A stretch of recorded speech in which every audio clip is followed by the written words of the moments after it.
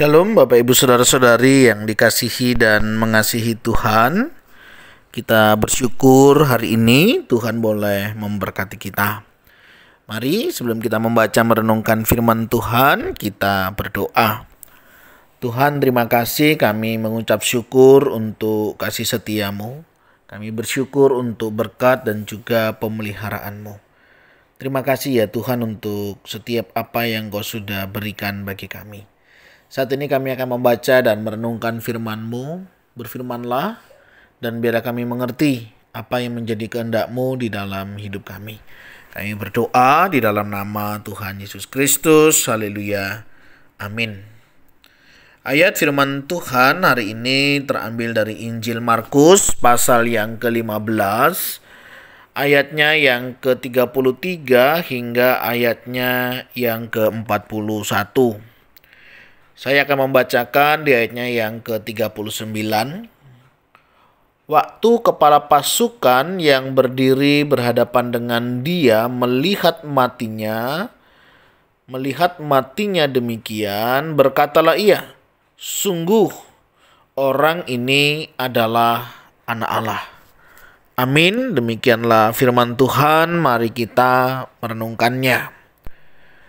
Bapak Ibu Saudara yang dikasihi dan mengasihi Tuhan, berbicara tentang penyesalan itu selalu di belakang.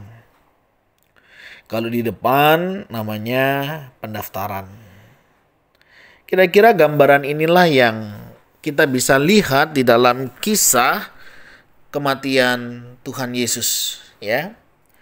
Di awal banyak orang mencemooh, mencaci maki, dan juga melakukan hal-hal yang seharusnya tidak perlu dilakukan oleh orang-orang pada saat itu. Namun banyak orang yang melakukannya. Entah karena sadar ataupun tidak sadar, mereka melakukan hal-hal yang demikian. Namun kalau kita melihat contoh ya dari salah satu kepala pasukan yang baru saja ayatnya tadi kita baca, ada kesan seperti sebuah penyesalan tentang apa yang sudah dia lakukan. Tentu sebagai kepala pasukan dia hanya boleh melakukan perintah ya daripada pimpinannya. Tetapi saya percaya dalam hati nuraninya tersimpan satu perasaan yang bagi dia sendiri mungkin sepertinya tidak nyaman.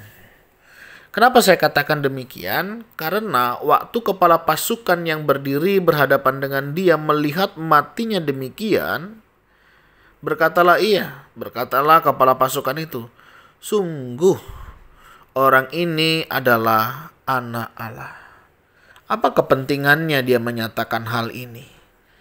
Hal ini memberikan gambaran bahwa ada keraguan di dalam dirinya yang sampai pada waktunya dia melihat kebenaran itu. Mungkin di dalam hatinya bergejolak, batinnya meronta-ronta ketika dia harus melakukan hal ini. Karena tentunya sebagai kepala pasukan dia pasti banyak mendengar tentang siapa Yesus. Secara pengenalan mungkin dia jauh lebih mengenal Tuhan Yesus daripada para prajurit yang lain. Tentunya sebagai seorang kepala dia akan menerima banyak informasi kebenaran-kebenaran ataupun ketidakbenaran yang ada. Nah dari sini Bapak Ibu Saudara mengingatkan kita. Bagaimana kita melihat sebuah kebenaran. Jangan hanya karena tugas, faktor komunitas, kita mengabaikan kebenaran yang jelas-jelas itu benar. Mari kita buka mata rohani kita ketika kita melihat sebuah kebenaran. Tentunya ketika kita untuk mengetahui sesuatu yang benar tidak hanya butuh mendengar satu informasi saja. Tentu harus ada informasi pembanding sehingga keakuratan sebuah informasi itu akan jauh lebih kuat. Saya tidak tahu Bapak Ibu Saudara apakah hari-hari ini kita juga sudah berpegang pada kebenaran itu. Dan kita memastikan keputusan-keputusan yang kita ambil, sikap-sikap yang kita lakukan, itu berdasarkan atas apa yang kita lihat secara baik dan benar. Karena jangan sampai ya apa yang kita lakukan hari ini, bagaimana kita memperlakukannya ternyata salah. Hingga pada satu waktu kita baru menyadari ternyata apa yang saya lakukan belakangan ini selama ini ternyata salah. Karena apa? Karena ternyata tidaklah demikian. Tidaklah seperti yang saya pikirkan. Tidaklah seperti apa yang saya bayangkan. Sehingga hal ini akan menjadi sebuah penyesalan di dalam hidup kita. Sudah terlanjur saya memperlakukan dia begini. Sudah terlanjur saya membuat dia seperti itu. Nggak taunya ternyata dia yang benar. Ternyata dia yang jauh lebih baik. Yang selama ini saya pikir dia tidak baik, tidak benar ya. Bikin onar, bikin masalah. Ternyata justru dialah orang yang lebih memperhatikan kehidupan kita. Jangan sia-siakan orang yang mengasihi kita gara-gara orang yang menarik. Ya, jangan tertarik pada seseorang karena dia yang menarik. Dan kita rela meninggalkan orang yang jauh lebih peduli dan memperhatikan kehidupan kita. Dalam kehidupan, hal ini sangat bisa terjadi. Ketika kita dibutakan dengan sebuah kebenaran, kita tidak lagi peduli akan apa yang orang lain lakukan. Kita belajar dari perkataan kepala pasukan itu.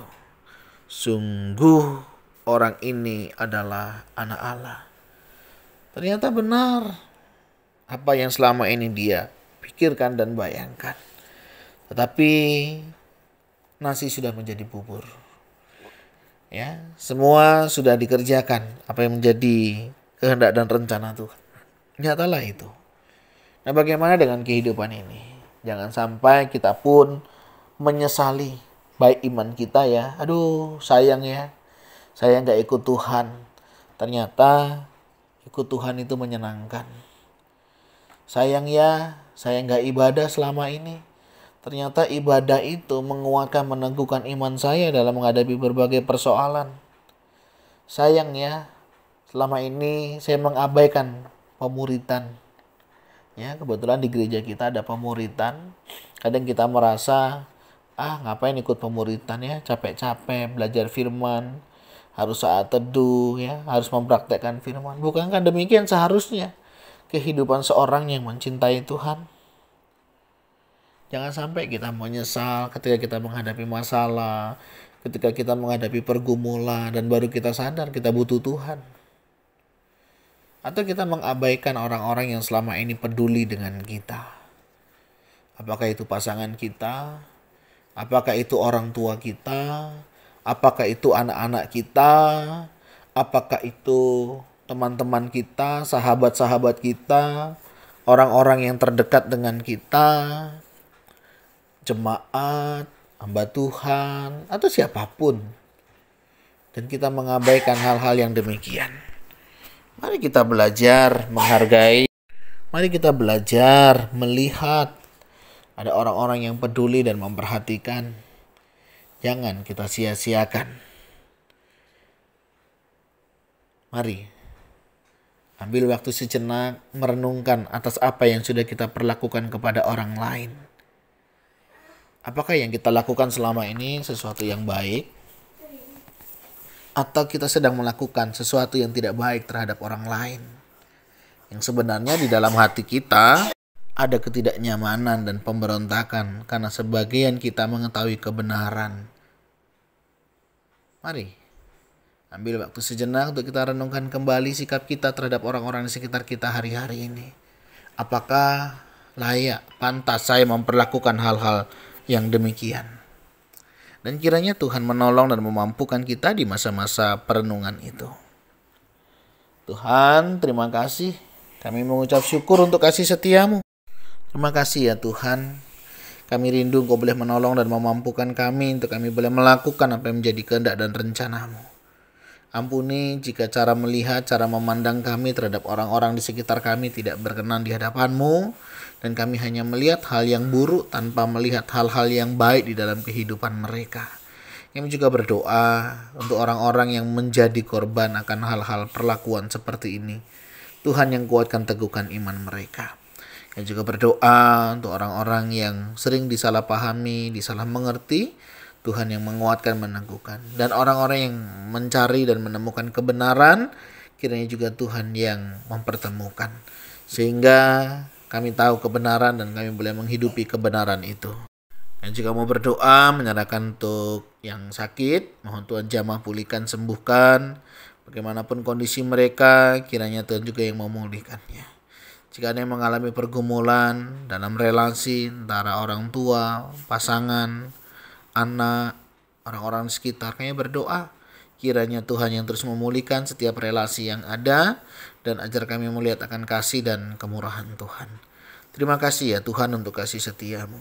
Kami serahkan semuanya ini ke dalam tangan-Mu. Kami berdoa di dalam nama Tuhan Yesus Kristus. Haleluya. Amin. Bapak Ibu Saudara, hari ini kita boleh belajar bagaimana penyesalan itu selalu datangnya terlambat. Mari kita hargai selagi kita masih bisa dan jangan habiskan waktu untuk kita salah mengerti dan membenci. Kiranya Tuhan Yesus memberkati kita sekalian. Shalom.